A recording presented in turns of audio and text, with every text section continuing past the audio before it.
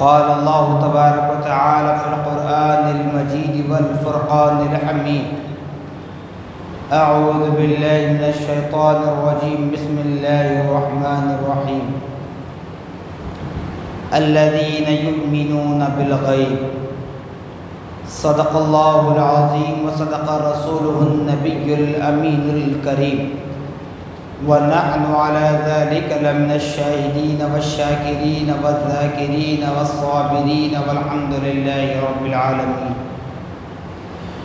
قال الله تبارك وتعالى في شأن حبيبه المصطفى ورسوله المجتبى صلى الله تعالى عليه وسلم إن الله وملائكته يصلون على النبي يا أيها الذين آمنوا صلوا عليه وسلموا تسليما. اللهم صل على سيدنا شفيعنا مولانا محمد كما تحب وترضى بأن تصلي عليه صلى الله تعالى عليه وسلم. نبی اور آل نبی پر پھر ایک مرتبہ آواز بلند درود پاک پڑھیں. اللہم صلی علی سیدنا شفیعنا مولانا محمد معدن الجود والکرم منبع العلم والحلم والحکم وآلہ واصحابہ وبارک وسلم صلاۃ وسلاما علیک یا رسول اللہ صلی اللہ تعالی علیک وعلی آلک واصحابک وازواجک وذرياتك وأهل بيتك أجمعين سبحان ربك رب العزة عما يصفون وسلام على المرسلين والحمد لله رب العالمين.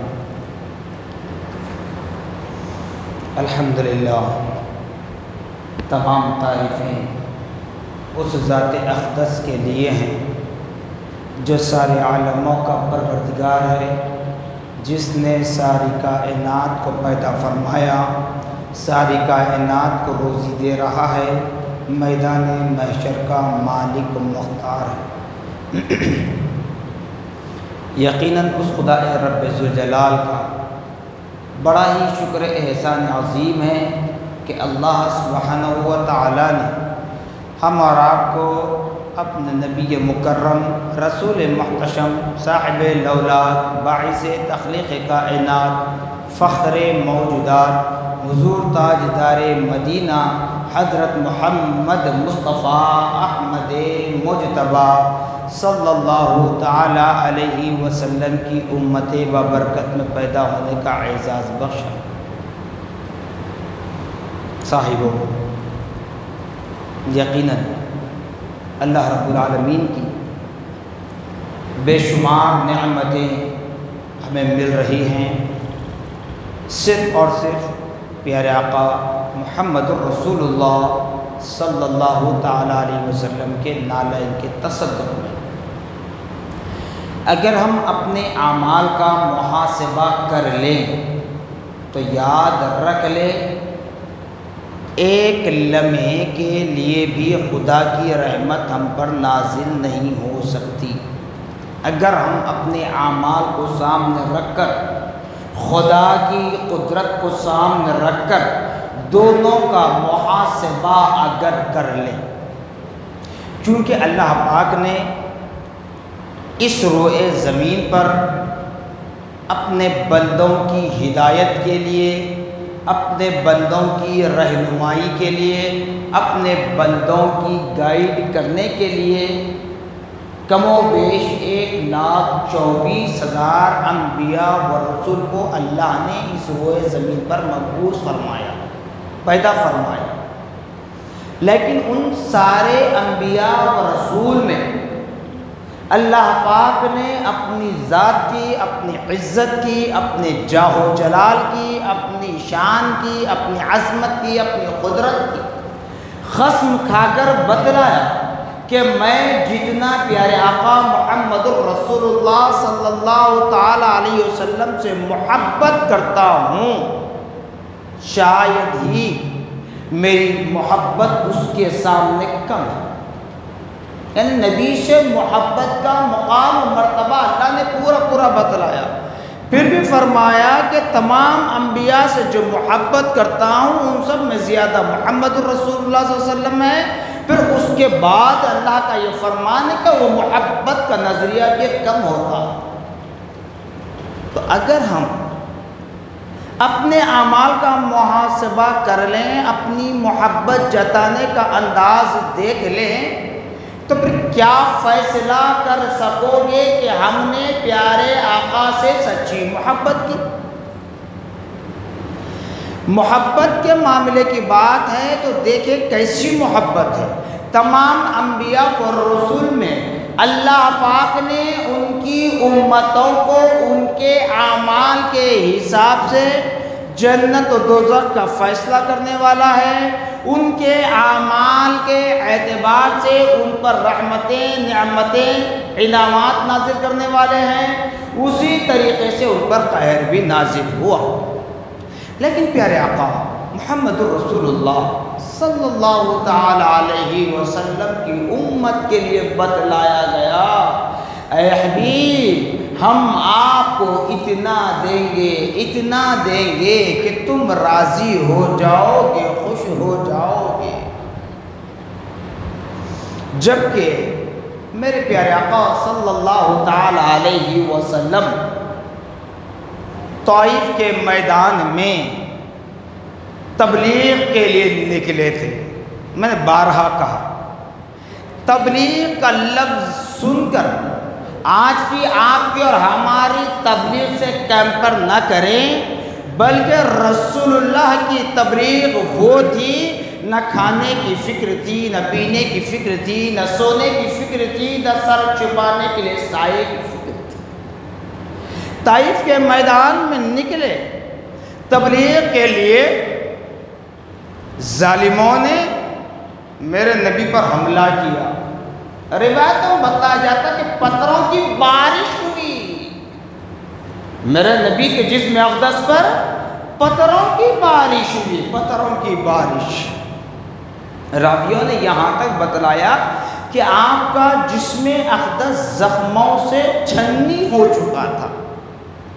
تو پتہ ہے اس کے بعد اتنی پتھروں کی بارش، آپ کا جسم اقدس زخموں سے چھنی ہونے کے بعد کیا وہ ظاہری اعتبار سے باقید حیات رہ سکتے ہیں؟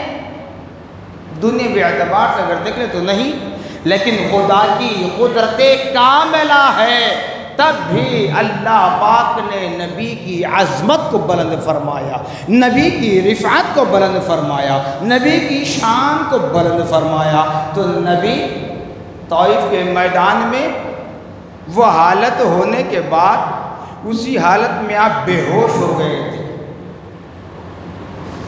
اللہ تعالیٰ وقت ایسا پلٹ دیتا ہے کہ دشمنوں کو کام پر لگا دیتا ہے، ان ظالموں کو ہی کام پر لگا دیتا ہے۔ آخرکار ان ظالموں نے، ان دشمنوں نے، جنہوں نے نبی پر پتھر مار مار کر زخموں سے چھلنی کیا نبی کے جسم کو، اس زخمی حالت میں جب نبی بے ہوش ہوئے ظاہری اعتبار سے، تو اس ظالموں نے نبی کو نبی کے مقام تک پہنچایا۔ کون؟ انہی ظالموں نے جنہوں نے پتھر برسائے تھے، جنہوں نے زخمی کیا تھا۔ تو اسی لیے کہنے والے کسی عاشق رسول نے بڑا خوب کہا، کرم خدا کا میں امتی ہوں، بھلی ہے قسمت بری نہیں ہے۔ کرم خدا کا میں امتی ہوں، بھلی ہے قسمت بری نہیں ہے۔ تمہارے صدقے میں یا محمد ملا ہے سب کچھ کبھی نہیں ہے۔ تمہارے صدقے میں یا محمد ملا ہے سب کچھ کبھی نہیں ہے۔ ارے یہ دنیا کیا ہے؟ فانی ہے۔ یہ دولت، یہ عزت، یہ شہرت، یہ کرسی فنا ہونے والی ہے۔ یاد رکھ لے، یاد رکھ لے، فنا ہونے والی ہے۔ جب نبی کا دامن ہاتھ میں ہے تو یاد رکھ لیں، کوئی ظالم کتنا بھی ظلم برسائے تمہارے سر کا ایک بال نہیں نکال سکتا۔ چیلنج کے ساتھ کہہ رہا ہوں، منبر رسول کے زیر سایہ مصلی رسول اللہ پر کھڑے رہ کر کہہ رہا ہوں، اگر دامن مصطفیٰ ہاتھ سے چھوٹ جائے تو تب تم در در کے مارے مارے ہو جاؤ گے۔ تو اس لیے ہمیشہ یہ کہتا ہوں کہ دامن مصطفیٰ ہاتھ سے جانے نہ دے۔ اعمال میں کوتاہی ہوتی ہے، فرائض میں کوتاہی ہوتی ہے، سستی کاہلی ہوتی ہے، اللہ رب العالمین کو اختیار ہے، وہ معاف کر سکتا ہے، معاف کر سکتا ہے۔ لیکن نبی محمد رسول اللہ صلی اللہ علیہ وسلم کا جو باغی ہے، نبی محمد رسول اللہ صلی اللہ علیہ وسلم کا جو دشمن ہے، وہ نبی کا نہیں، خدا کا دشمن ہے، وہ خدا کا دشمن ہے۔ میں نے ہمیشہ کہا، دلیل چاہتے ہو؟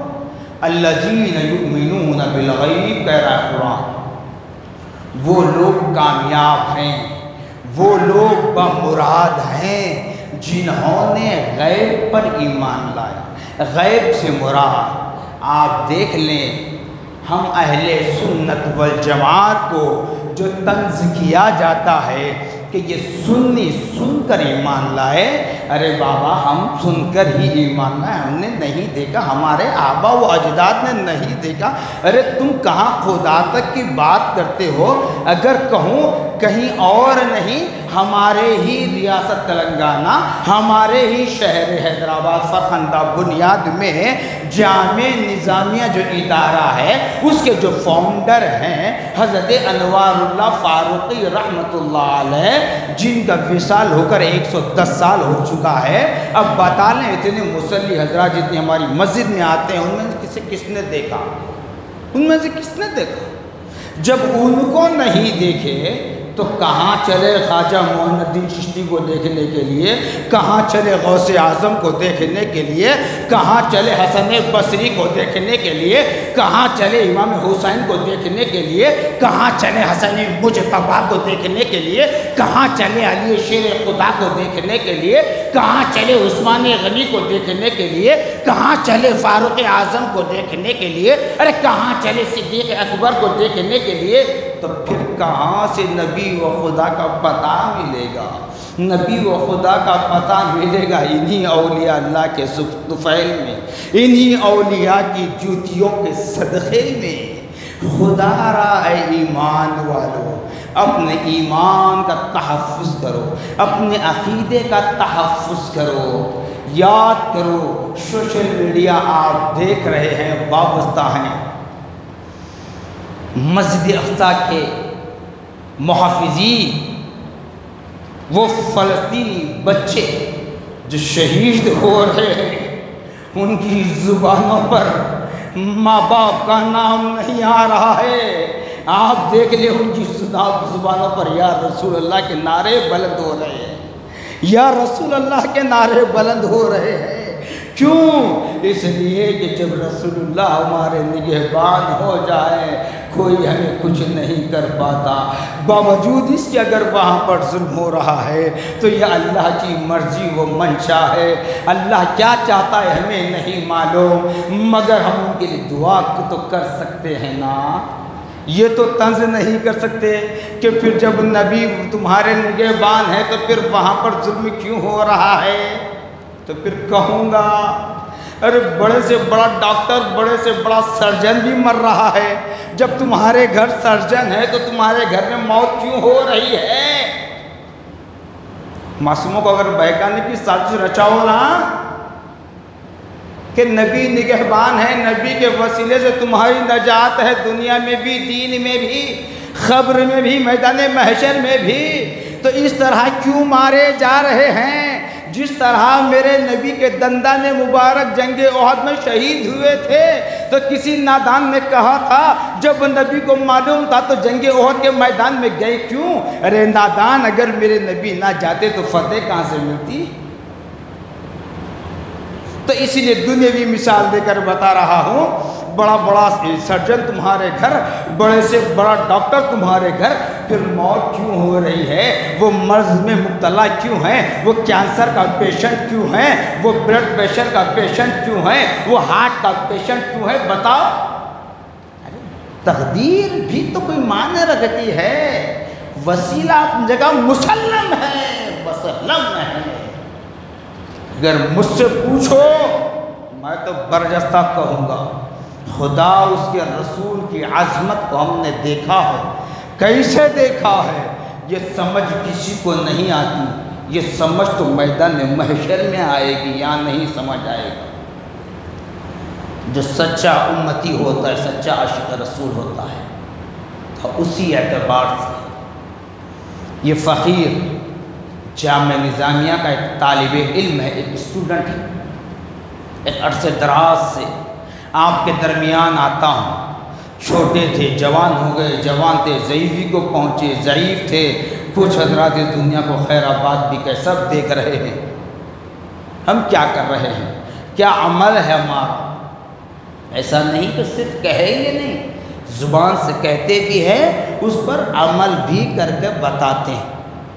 तो मतलब ये है, प्यारे आका सल्लल्लाहु ताला अलैहि वसल्लम ने जो फरमाया, मेरी उम्मत उसी वक्त कामयाब होगी जब वो मेरी बातों पर ईमान ला ले।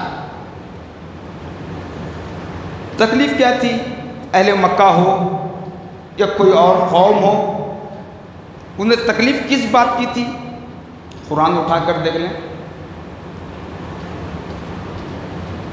मेरे प्यारे आका सल्लल्लाहु ताला अलैहि वसल्लम बकरियां चराया करते थे। तो अहले मक्का राइना का लफ्ज़ इस्तेमाल करते थे, वक़ूलु राइना, मतलब ये कि ऐ बकरियां चराने वाले कहो।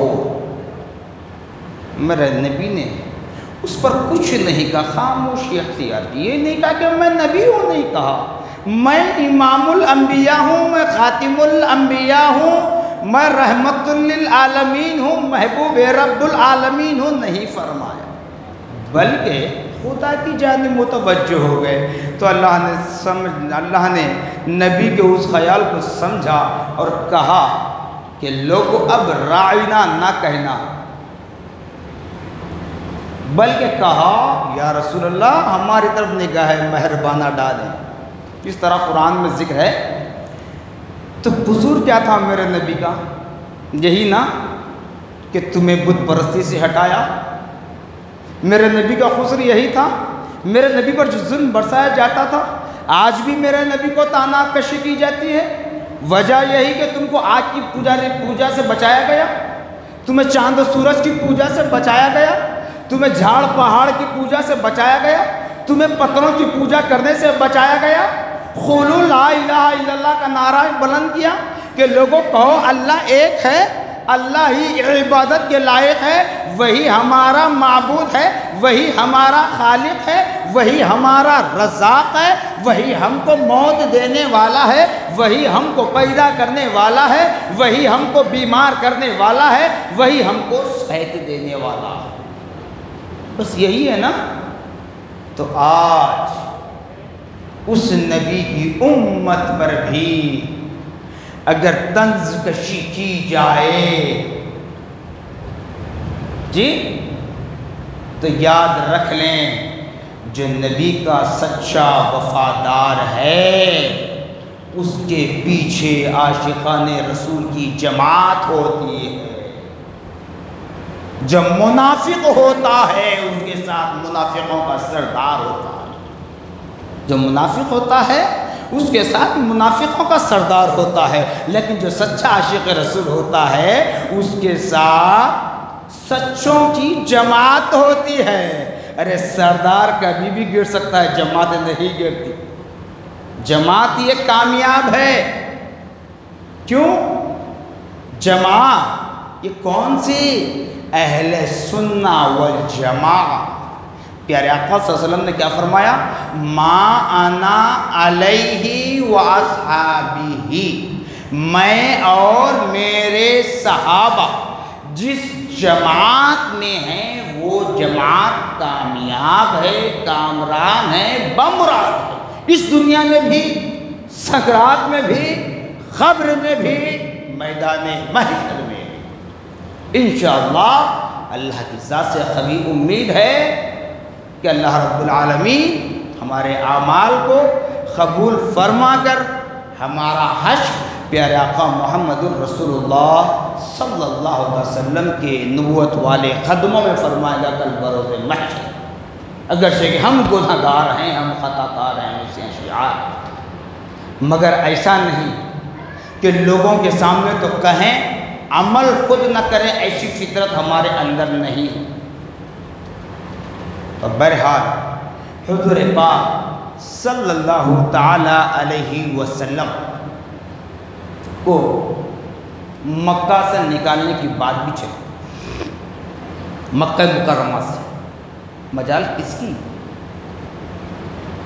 مکہ مکرمہ میں ایک فریم لگا ہوا تھا جس پر سب نامے لکھے ہوئے تھے۔ حضرت ابو طالب رضی اللہ تعالیٰ جنہوں نے دادا عبد المطلب رضی اللہ تعالیٰ اور آپ کی والدہ ماجدہ بی بی آمنہ رضی اللہ تعالیٰ عنہ کے وصال کے بعد نبی کی پرورش کرنے والے حضرت ابو طالب، تو حضرت ابو طالب کو بھی دھمکی دی گئی، پریشان کیا گیا۔ ابو طالب پس و پیش میں تھے۔ میرے پیارے آقا صلی اللہ علیہ وسلم نے فرمایا، چچا جان پریشان ہونے کی ضرورت نہیں ہے، ان اللہ معانا، اللہ ہمارے ساتھ ہے، اللہ ہمارے ساتھ۔ قل جاء الحق وزهق الباطل ان الباطل كان زهوقا۔ نبی نے فرمایا اللہ کا فرمان ہے چچا جان، اے حبیب آپ فرما دیجئے حق آیا اور باطل چلا گیا۔ جب تک رہتا ہے باطل اپنا روپ دکھاتا ہے، دبدبا دکھاتا ہے، اپنی ساری طاقت کو استعمال کر لیتا ہے، لیکن قرآن آگے کیا کہہ رہا ہے؟ ان الباطل کان زہوقا۔ اللہ تعالیٰ نے اگر کسی کو طاقت دی تو فرمان خدا بندی ہے کہ بندے میں نے تجھ کو طاقتور بنایا جسمانی اعتبار سے، میں نے تجھ کو طاقتور بنایا دولت کے اعتبار سے، میں نے تجھ کو طاقتور بنایا علم کے اعتبار سے، میں نے تجھ کو طاقتور بنایا کسی ہنر کے اعتبار سے، تو یہ طاقت کو استعمال کرنا مظلوموں کے ساتھ۔ مظلوم سے مراد جسمانی اعتبار سے جو کمزور ہے اس کا ساتھ دے، اگرچہ کہ وقتیہ طور پر وہ اگر غلطی پر بھی ہے مگر مظلوم ہے، کمزور ہے، اس کا ساتھ ہے، بعد میں معاملے کو سلجھا دینا، سمجھا دینا۔ ہنر کے اعتبار سے کوئی ہے تو اس کی مدد کرنا، علم سے جو ناآشنا ہے اس کی مدد کرنا، دولت کے اعتبار سے جو مستحکم نہ ہو، پیسہ نہ ہو تو اپنے پیسے کے ذریعے اس کی مدد کرنا۔ تو بندے یہ تیری اس کی مدد کرنا گویا مجھ سے محبت کے دروازے پر قریب آنے کا راستہ ہے۔ اگر تو برخلاف اس کے اپنی چاہت کے لیے، اپنی واہ واہ کے لیے، یا پھر اپنے سرکل کو خوش کرنے کے لیے، اپنے حلقہ بگوش کو خوش کرنے کے لیے اگر تو ایسا عمل کرے گا تو جتنا کرنا ہے کر لے دنیا میں، جتنا کرنا ہے کر لے دنیا میں، جب تک تیری واہ واہ ہوتی رہے گی، لیکن جب تیری روح قبض ہو جائے گی نا، تیری روح میری بارگاہ میں نہیں پہنچائی جائے گی، کیونکہ تو میرے بندوں کا ظالم تھا، اور میدان محشر میں تجھ کو میرا دیدار نصیب نہیں ہوگا۔ تو ایسے ہی اہل مکہ پیارے آقا صلی اللہ علیہ وسلم کو مکے سے نکالنے کی بات کر رہے تھے۔ تو کیا ہوا تھا؟ جب نبی پاک صلی اللہ علیہ وسلم کے صحابہ میں سے کسی نے کہا، حواریین میں سے، چاہنے والوں میں سے، کہ خانہ کعبہ میں جا کر دیکھنے کس کس کے نام لگے ہوئے ہیں۔ اللہ اکبر، بتایا جاتا ہے جب اس فرم کو نکال کر لایا گیا تو سارا فرم دیمک کے حوالے ہو چکا ہے، دیمک کھا چکی ہے، لیکن ایک لائن ہے جو بچی ہوئی ہے، محفوظ ہے، وہ میرے پیارے آقا صلی اللہ علیہ وسلم کا جو نام نسب کیا ہوا تھا اس کو دیمک نے نہیں کھایا، اس کو دیمک نے نہیں کھایا۔ تو اہل مکہ بڑے پریشان ہو گئے، ارے یہاں ہم تو محمد ابن عبداللہ کو، ان ظالموں کے الفاظ بتا رہا ہوں، محمد ابن عبداللہ کو نکالنے کی بات کر رہے تھے، ارے یا تو سارے نام مٹ چکے ہیں، سارے کاغذ بوسیدہ ہو چکے ہیں، سارے کاغذ کو دیمک نے کھا لیا ہے، جس کو ہم نکالنے کی سازش رچا رہے تھے اسی کا نام زندہ ہے، اسی کا نام زندہ ہے۔ تو اسی لیے یہاں پر بھی وہ شعر مکمل مجھے یاد نہیں آ رہا ہے، آپ دیکھ لیں، ایک مثال شاید یاد بتا دیتا ہوں کہ کسی عاشق رسول نے کہا جب عاشق رسول قبر میں بھی چلا جائے تو اس کے کفن کو کیڑ بھی نہیں لگے گا، عاشق رسول کا کفن بھی سلامت رہنے والا ہے قبر میں۔ جب قبر میں سلامت رہنے والا ہے تو زمین کے اوپر تم برا چاہے تو کیا ہوگا؟ ارے زمین کے اندر ہم سلامت ہیں، یہی ہماری خوش نصیبی ہے، یہی ہمارا نتیجہ ہوگا۔ ہم سوچ لیں کہ اللہ ہم سے راضی ہو چکا ہے۔ تو بہرحال اے ایمان والو، پیارے آقا محمد الرسول اللہ صلی اللہ تعالیٰ علیہ وسلم کے دامن سے وابستہ رہیں، پیارے آقا صلی اللہ تعالیٰ علیہ وسلم کے دامن کو ہاتھ سے جانے نہ دیں۔ تو اس لیے ہم کہتے ہیں جان مانگو جان دیں گے، مال مانگو مال دیں گے، ہم سے ہرگز نہیں ہوگا دامن مصطفیٰ ہم ہاتھوں سے چھوڑ دیں۔ تو اس لیے اپنے عقیدے کی، اپنے ایمان کی سلامتی چاہتے ہو تو اسلام پر ڈٹے رہو، پیارے آقا محمد رسول اللہ صلی اللہ علیہ وسلم کے سچے اور پکے عاشق رسول بن جاؤ۔ میں نے گزشتہ جمعہ کہا تھا، ابھی بھی کہہ رہا ہوں، اور ہمیشہ میرا ایک ہی نعرہ رہے گا، یہ مصلی رسول اللہ ہے، یہ ممبر رسول ہے، ہم اس کے محافظ ہیں۔ اگر اس ممبر رسول کے لیے، اس مصلی رسول اللہ کے لیے جان بھی قربان کرنے کی ضرورت پیش آئے تو ہم جان قربان کرنے کے لیے تیار ہیں۔ مائک چاہتے ہو چھینے، یہ آپ کا ہوگا، لیکن یہ مصلی رسول اللہ کا ہے، یہ ممبر رسول اللہ کا ہے، اور رسول اللہ کا مال علماء کی وراثت ہے، رسول اللہ کا مال سادات کی وراثت ہے، رسول اللہ کا مال مشائخ کی وراثت ہے، رسول اللہ کا مال آل رسول کی امانت ہے، ہم اسے جانے نہیں دیں گے۔ ارے میگ ہونا ہے لے لیں، جو چاہے لے لیں، ممبر رسول ہم نہیں چھوڑیں گے، مصلی رسول اللہ ہم نہیں چھوڑیں گے۔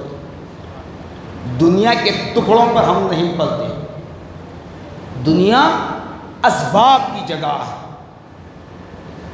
کوئی اگر ایک امام کی، ایک مؤذن کی، ایک حافظ قرآن کی، ایک عالم دین کی، جو خطیب ہو، عام امام ہو، مؤذن ہو، حافظ ہو، کوئی ہو، اگر جو نذرانہ دیتے ہیں نا تنخواہ کہہ کر، یاد رکھ لیں کوئی اس کی قیمت ادا نہیں کر سکتے۔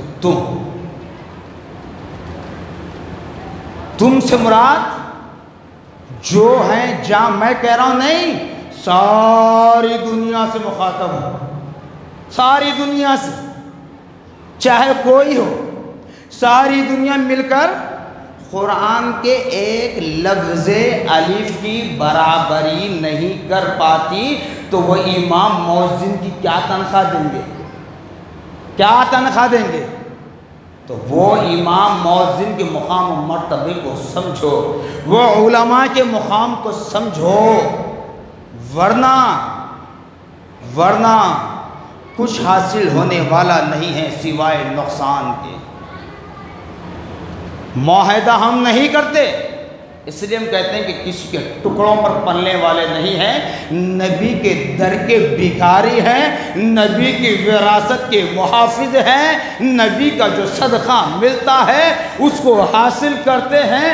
الحمدللہ ثم الحمدللہ، اللہ تعالیٰ اتنی برکت عطا فرماتا ہے، اتنی برکت عطا فرماتا ہے کہ آپ دیکھ لیں، کوئی امام، کوئی مؤذن، کوئی حافظ، کوئی خطیب، کوئی عالم، کوئی مفتی، کوئی سادات آپ کے گھر پر کھٹکا نہیں مارتا قرضے کے لیے۔ آج لکھ پتی ہے، کروڑ پتی ہیں، تب بھی انہیں پیسے کی ضرورت ہے۔ یہ وارثین انبیاء جو ہوتے ہیں ان دنیا کی ضرورت نہیں ہے، اگر ان کے اندر اخلاص ہے، ان کے اندر اخلاص ہے، 1 روپیہ تمہاری دنیاوی اعتبار سے 1 روپیہ ہمارے لیے زندگی بھر کا سرمایہ ہو سکتا ہے، زندگی بھر کا سرمایہ ہو سکتا ہے۔ کیوں؟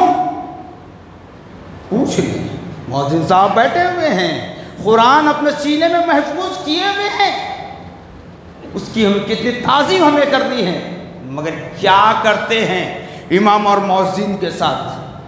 سلوک ہمارا کیا ہوتا ہے یہ سوچ لیں۔ مسجد کے خادمین کے ساتھ حسن سلوک کا استعمال کریں تاکہ ہمارے گھر رحمتوں سے بھر جائیں، ہمارے کاروباروں میں برکت ہو جائے، ہمارے دسترخوان میں وسعت ہو جائے، تاکہ ہمارے اعمال سے اللہ اس کا رسول راضی ہو جائے۔ ہوتا کچھ نہیں، کبھی کسی کے ساتھ ہم کچھ کر لیں، وقتیہ طور پر 2 دن، 4 دن، 8 دن، 10 دن، مہینہ، 2 مہینے وہ فاقے میں رہے گا، لیکن قسم کھا کر کہوں گا تمہارے دروازہ نہیں کھٹکھٹائے گا، وہ خدا سے گڑ گڑاتا رہے گا، اللہ تعالیٰ اس کے لیے اسباب کھول دے گا، لیکن تم لکھ پتی ہو کر، کروڑ پتی ہو کر بھی سکون و آرام سے سو نہیں پاتے نا میرے بھائی۔ بتاؤ، ڈر ہوتا ہے۔ میں نے دکان میں پیسہ رکھ کر آیا، ابھی ہمارے ملک کے انتخابات کے مراحل چل رہے ہیں، ڈر ہے لکھ پتی کروڑ پتی حضرات کو کہ کہیں ایسا نہ ہو کہ وہ انتخابات میں پیسہ خرچ ہو جائے، بینک لاس میں آ جائے تو ہمارا ڈپازٹ چلا جائے گا۔ ہم سفر پر جا رہے ہیں، ہماری ماں ہے، بہن ہے، بیوی ہے، بیٹی ہے، زیور پہن کر جاتی ہے، ڈر رہتا ہے کہیں زیور چوری نہ ہو جائے، اس اعتبار سے سکون کی نیند نہیں آتی۔ لیکن وہی محافظین دین، محافظین اسلام، جو ممبر رسول اللہ کے محافظ ہیں، جو مصلی مصطفیٰ کے محافظ ہیں، جو محراب کے محافظ ہیں، وہ بڑے سکون و اطمینان کے ساتھ سوئے ہوئے ہوتے ہیں، کیونکہ ان کے پاس کچھ نہیں ہوتا، سینے میں اللہ کا کلام ہوتا ہے، سینے میں قرآن ہوتا ہے، حدیث ہوتی ہے، اقوال رسول ہوتے ہیں، اقوال اہل بیت ہوتے ہیں، اقوال صحابہ ہوتے ہیں۔ یہ ایسا خزانہ ہے جسے کوئی چور چوری نہیں کر سکتا، اگرچہ کہ قتل بھی کر لے تب بھی اسے وہ چیزیں نہیں مل سکتی، جان بھی لے لے اسے وہ چیزیں نہیں مل سکتی، کیونکہ اس کا نگہبان خدا ہے۔ جب خدا ہمارا نگہبان ہو جائے، جب رسول اللہ ہمارے محافظ ہو جائے تو ہمیں کوئی کچھ کر نہیں پاتا۔ تو بہرحال خدا رہا اے ایمان والو، حالات بڑے نازک چل رہے ہیں، اپنے اندر اتحاد کو برقرار رکھیں، اپنے درمیان انتشار پیدا نہ کریں۔ ملک میں انتخابات کے مراحل چل رہے ہیں، جتنا ہو سکے اسلام کے دشمنوں کو گرانے کی سازش کریں، اسلام کے دشمنوں کو گرانے کی کوشش کریں۔ میں سیاست کرنا مقصد نہیں ہے، سیاسی بات کرنا مقصد نہیں ہے، لیکن حالات جو ہم دیکھ رہے ہیں کہ ہو سکتا ہے بڑے تجربے کار لوگ جو بتا رہے ہیں، سینئر سٹیزنز، کہ یہ انتخابات آخری بھی ہو سکتے ہیں۔ تو اس لیے جو اسلام کے دشمن ہیں، جو قرآن کے دشمن ہیں، جو مسجد محراب و ممبر، جو ہمارے مدارس، جو دین کے قلعے کہلاتے ہیں، جو ہماری بارگاہیں ہیں، خانقاہیں ہیں، اس کے جو دشمن ہیں، ان دشمنوں کو نیچا دکھانے کی کوشش کریں اور سارے ملک میں یہ پیغام کو عام کریں، جتنا ہو سکے دشمنان اسلام کو کمزور کرنے کی کوشش کریں، اللہ سے دعا کریں، انشاءاللہ اللہ رب العالمین ہماری دعاؤں کو سننے والا بھی ہے، قبول کرنے والا بھی ہے اور ہماری نیتوں کو دیکھنے والا بھی ہے۔ جزاکم اللہ خیرا جزا، وآخر دعوانا الحمدللہ رب العالمین۔